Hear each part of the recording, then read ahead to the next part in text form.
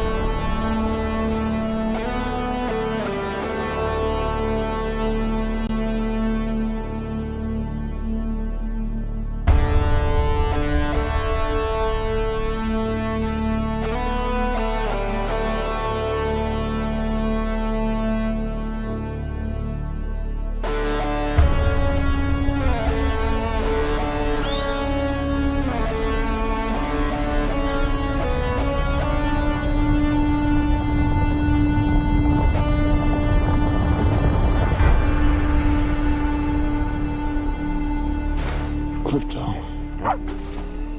Home. Take me home.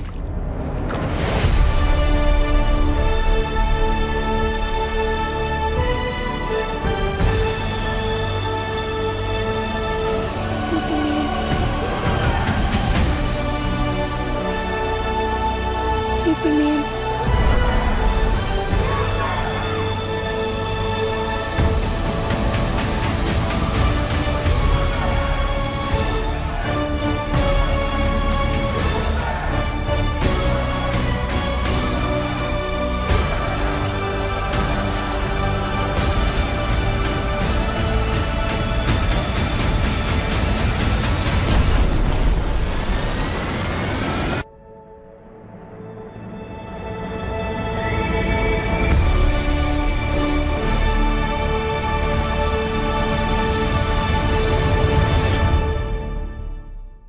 So there we go, and that looks absolutely awesome. But what's going on with Superman and all this new DC stuff? Well, if you don't know, the DC series of films has been a bit muddled and has had reasonable success at the cinema, but just not on the same level as Marvel. Yes, Henry Cavill is out, and so likely will be all other characters such as Gal Gadot's Wonder Woman, Aquaman, and whichever Batman you liked. The Robert Pattinson Batman's different, that's a bit more like the Joker film, it's classed as its own thing and separate.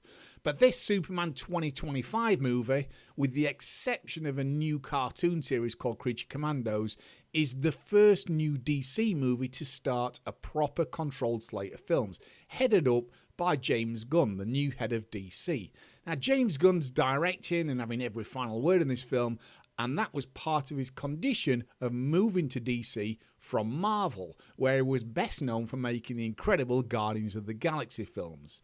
This movie has been well documented across the internet for the past couple of years, and this time, where originally titled Superman Legacy, it casts David Corenswet, who takes on the mammoth task of donning the red cape, following Henry Cavill and the classic Christopher Reeve. The suit and logo has been much debate of criticism since teased, with aesthetics being more akin to the actual comic book and specifically the Kingdom Come storyline. The familiar S symbol looks less like an S and more, let's say, incomplete. But if you do know the comics, and you've got to bear in mind millions of people do, it's nothing out of the ordinary. If you only know the films, you likely wondered what they did with the S when you first saw it. We also bring back the red shorts, something we've not seen since Christopher Reeve's portrayal, and I'm so about that, but I'll hold out judgment till the film's released. These were also seen in the Kingdom Come comic, and that follows a kind of Elseworld story where Superman and the Justice League abandon their roles as superheroes after the rise and strong public support of a superhero named Margot, who has no qualms about killing. This film, though, does not follow that path, but the inspiration of the look is there. It's got to be an incredibly daunting task to take on the Man of Steel and get it right. It's pivotal as well to the future of this new slate of DC films that Gunn promises to start with this and continue with a whole new outlook on how they should be done. Taking your time, building it like Marvel did from Iron Man 1, something they have not got quite right for the past 10 years rushing into things. I absolutely loved Christopher Reeve's Superman growing up and still do to this day. I've got a massive fondness too for the Henry Cavill's first film and character. The character of Superman is my favourite superhero, and I proudly display my in-art figure in my living room, which I received recently. Reeve is my Superman, but this love continued with Henry Cavill too, and while his films are a little muddled, the look of the actor did a fantastic job, and I think his suit and physique was perfect. Something I am not quite yet sure on with this new suit. It kind of looks a bit odd and baggy, but we'll reserve judgment until it's released.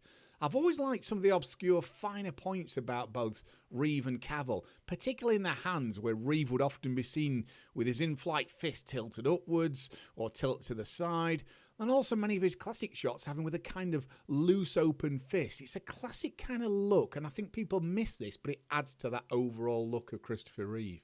And Cavill too, he's often the opposite, not having fists, but rather kind of relaxed palms, but facing inwards. And these trends seem to continue across the promo shots, the toys, and things I've collected over the years.